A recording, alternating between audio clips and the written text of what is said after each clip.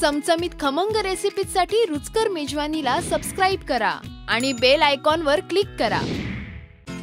मी जी तुम्हाला कोल्हापुरी मिसळ दाखवलेली, पुणेरी मिसळ दाखवली, त्याच्यावरती जो तुमचा रिस्पॉन्स आलेला आहे तो पाहून मला खूप बरं वाटलं आणि त्यावरनं मला एक गोष्ट लक्षात आली की तुम्हाला मिसळ ही खूप आवडते। म्हणजे तुमच्यातले बरेचसे मिसळ लवर्स आहेत। मी तुम्हाला आणखीन एक वेगळ्या टाईपची मिसळ दाखवणार आहे, ती म्हणजे मालवणी स्टाईलची मिसळ। तर चला सुरू करूया। या मिसळसाठी आधी आपण मालवणी मसाला बनवणार आहोत। त्याकरता काही मसाले आपण ड्राय रोस्ट करून घेणार आहोत आणि नंतर ते ग्राइंड करणार आहोत आणि हा मसाला तुम्ही मस्तपैकी एअरटाईट डब्यामध्ये ठेवू शकता। तर आता सुरुवात करूया।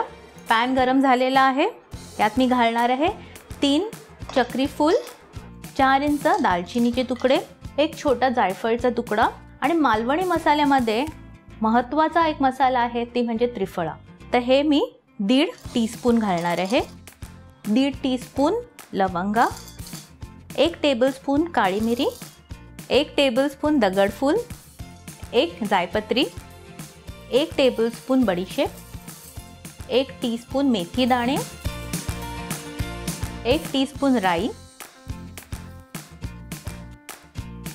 1 टेबलस्पून काळं जिरं। हे जिरं थोडं वेगळं असतं पण ह्याची टेस्ट पण खूप वेगळी असते। 4 टेबलस्पून धणे, 4 मोठ्या वेलच्या मी घेतल्या आहेत आणि त्याचे आतले दाणे काढून घेतले आहेत, कारण वरचे असतात वेलच्या आपण घातल्या तर त्याचे रेषे ग्राइंड करताना येतात, ते आपल्याला नको आहेत। तर हे आपण घालून घेऊया। या मी इथे 25 ते 30 काश्मीरी लाल मिरच्या घेतल्या आहेत। तर तुम्हाला तिखट हवं असेल तर 20% लवंगी मिरची आणि 80% बेडगी मिरच्या तुम्ही घेऊ शकता। या मी मिरच्या घालते यात। आता हे सगळं आपल्याला ड्राय रोस्ट करून घ्यायचं आहे।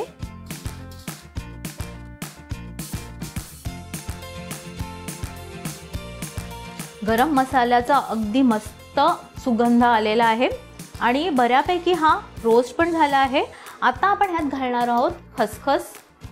हे 2 टेबलस्पून आहे खसखस। हे शेवटला मुद्दामून घातलेलं आहे, म्हणजे खसखस करपायचे चान्सेस जास्ती असतात, म्हणून हे ऑलवेज शेवटला घालायचं। पुन्हा एकदा आपण थोडा वेळ हे रोस्ट करून घेऊया। हे मसाले आपले मस्तपैकी रोस्ट झाले आहेत। आता हे आपण गार होऊन देऊया आणि मिक्सरमधनं अगदी बारीक ग्राइंड करून काढूया।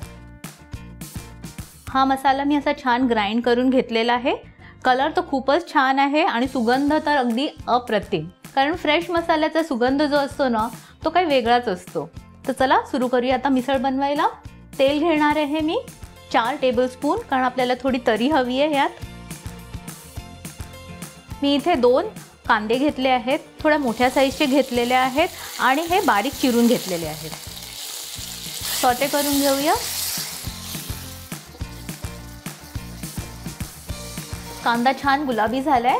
आता यात आपण घालूया आलं लसणाचं वाटण। हा 1.5 चमचा आहे। सॉटे करूया।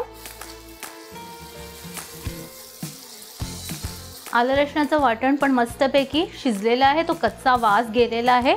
आता यात आपण घालूया टोमॅटो। बारीक चिरलेली 2 टोमॅटो आहेत।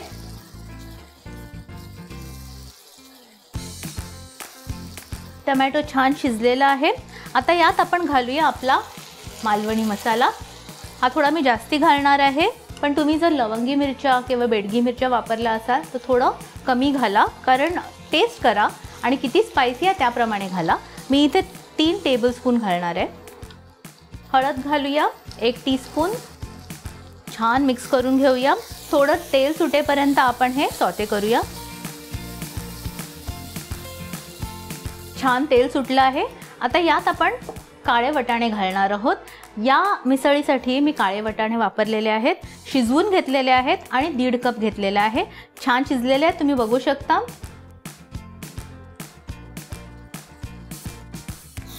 मिक्स करून घेऊया।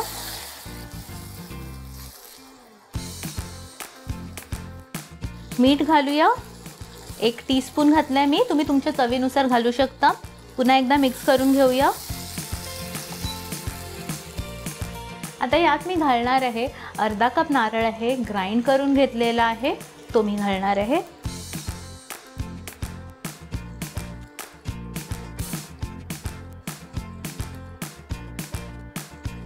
आता यात मी घालणार आहे 3 ते 4 कप पाणी।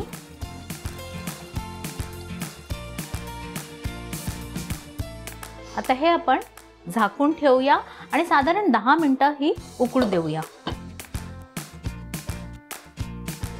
10 मिनिटं झाली आहेत. छान तरी आलेली आहे आणि रस्सा अगदी छान दिसतोय. हे अगदी मसालेदार. हे बंद करूया. वरून थोडी कोथिंबीरीने गार्निश करूया आणि आता आपण प्लेटिंग करून घेऊया.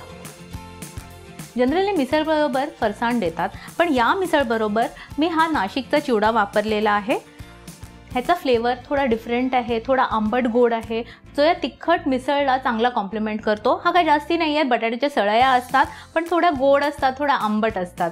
तर हे डेफिनेटली ट्राय करा. ह्याचं कॉम्बिनेशन तुम्हाला नक्कीच आवडेल. तुम्ही अजून अशा काही वेगळ्या मिसळ खाल्ल्या असतील ज्या तुम्हाला फार आवडल्या असतील आणि तुम्हाला असं वाटत असेल की मी पण त्या ट्राय करून तुम्हाला दाखवाव्या, तर कमेंट सेक्शनमध्ये मला नक्की कळवा आणि ही मिसळ मात्र नक्की ट्राय करा आणि मला कळवा.